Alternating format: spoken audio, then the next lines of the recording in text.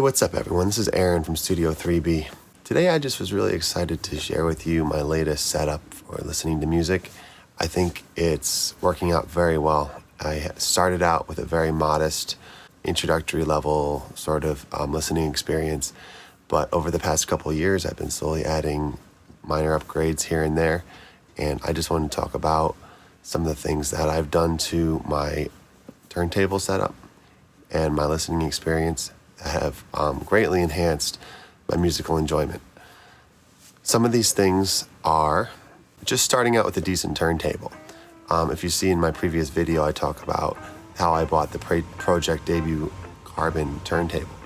And this is a great entry-level audiophile grade turntable. It is just superb. It comes with the Ortofon red stylus and cartridge and a carbon fiber tone arm, and it's just really well balanced. It's belt driven. It's very basic but very good for tracking records and just listening to a good value for around, I think they come out for around $450 depending on what you get price range.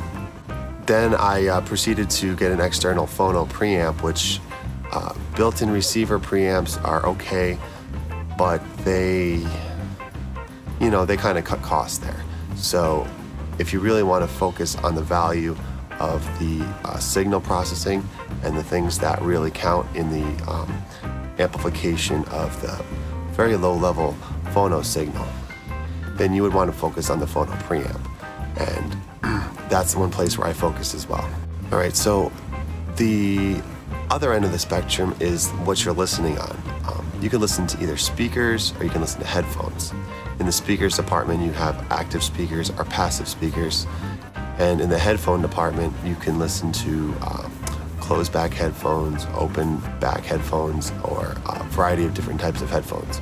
So I've done a little research on some of the best headphones as well, and I opted for some very good headphones because my thought process was, since I'm not made of money, and most people are not made of money, so they really want the best bang for their buck. I figured investing in really good quality headphones over speakers was the best value at this time for me.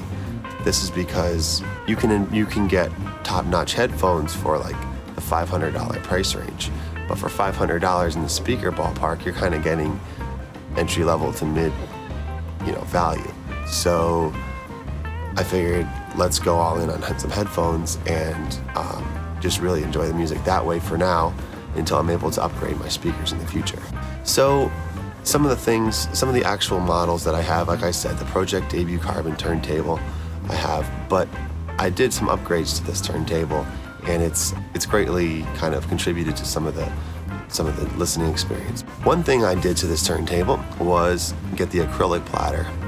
The platter that comes with the Pro-Ject debut carbon is made of steel, and this can introduce vibrations through resonances in the floor. When the needle is tracking, it could pick up vibrations. So it could also have less accurate bass listening to the steel platter. So I did a little research, and for around $150, I think it was $150, I invested in the acrylic platter. This is much more lightweight, and it reduces static electricity, and it also reduces the vibrations on the floor that may be coming from when you're walking around, things like that. So recently, I did upgrade the Stylus, and since the Ortofon Red and the Ortofon Blue, which is the next level up, share the same cartridge, I really didn't have to invest in a new cartridge. All I did was invest in the new Stylus. So for the phono preamp, I got the Cambridge Audio CP2. It has moving magnet and moving coil inputs, but I don't use the moving coil inputs at this time. I have the moving magnet input in operation, but the quality of this preamp is very good. I've noticed it's even better than the Art phono preamp, and it is way better than the phono preamp you'd find on most entry-level receivers. Yeah, so the phono preamp is a good investment, and going on from there, the headphone amp that I listen to is something I've reviewed in the past, like about a week ago. That's the Schiit, Magni, Heresy, Headphone amp, and Preamp. And this is what I use to drive the headphones. The amp I did a review on, and it sounds very good. And it's not very expensive. It's around $100, $120. So this amp, you really can't beat for that price range. It has a high and low gain for more energy, more volume, or just more mellow, sedated listening experience. The headphones that I got for my birthday recently are the Sennheiser HD 650s. These cans are so accurate. They're so good that you could tell, if you have a bad recording, you could tell that. If you have a good recording, you could really tell that. They're just really pleasant to listen to. There's good amount of bass, especially with the headphone amp that I have, but it's not like an extreme amount of bass. It's just more of like a warmth. They're easy to listen to for long periods of time. They're actually very comfortable. These things are, they've talked about the grip being too hard or whatever. I have a huge head, and these are not overly grippy.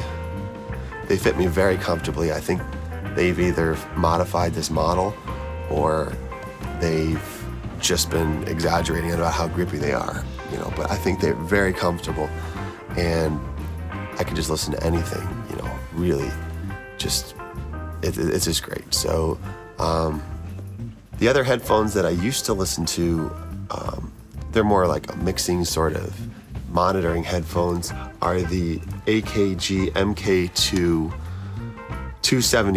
K271s, and those are rather accurate. They're really good listening headphones, but they're more like mixing headphones, I would say. They're more for identifying the bass levels, the frequencies, and everything like that. So I do a lot of checking on my mixes on those headphones.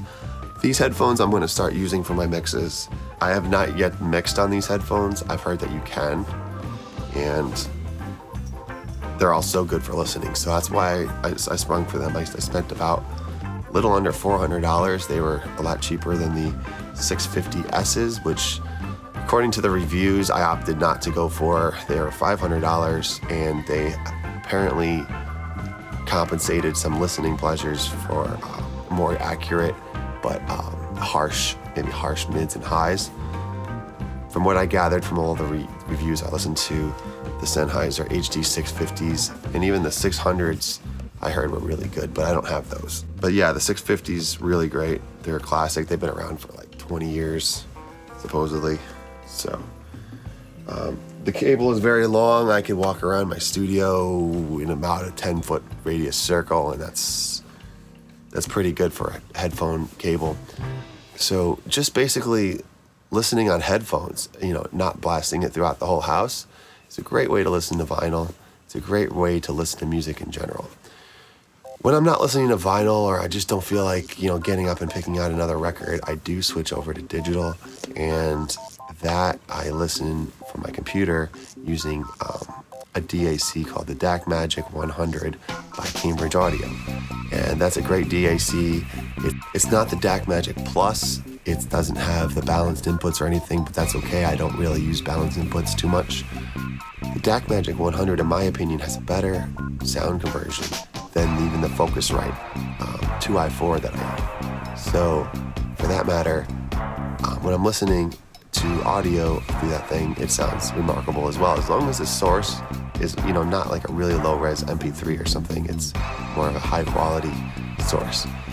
For queuing up my music for my media player, I use the Audirvana media player. It's a paid application, but it just it exclusively uses your audio interface, and it doesn't allow other things to come on while you're listening to your music. It also is more of a bit perfect sort of playback.